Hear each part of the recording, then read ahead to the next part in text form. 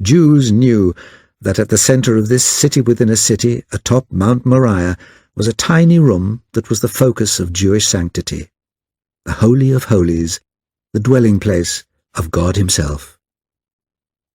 Herod's temple was a shrine, but it was also a near-impregnable fortress within the walled city.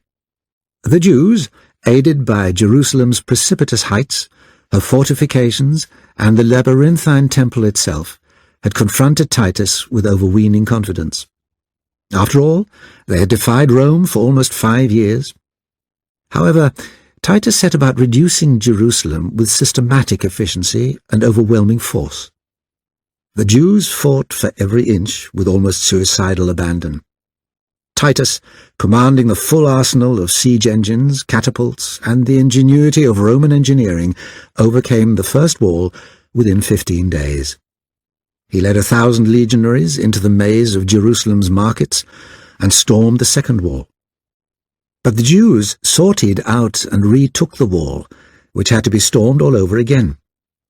Finally, Titus decided to encircle and seal the entire city by building a wall of circumvallation. Next, the Romans stormed and razed the hulking Antonia fortress that commanded the temple itself, leaving one tower where Titus had set up his command post. By midsummer, as the blistered and jagged hills sprouted forests of fly-blown crucified cadavers, the city within was tormented by a sense of impending doom, intransigent fanaticism, whimsical sadism, and searing hunger. Yet the rebels were still fighting.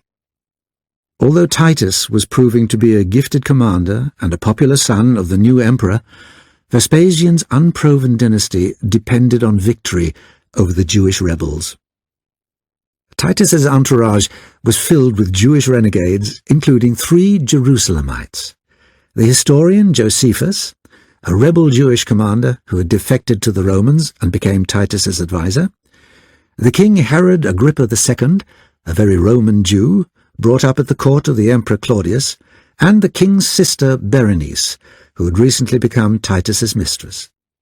In her best years and at the height of her beauty, noted Josephus.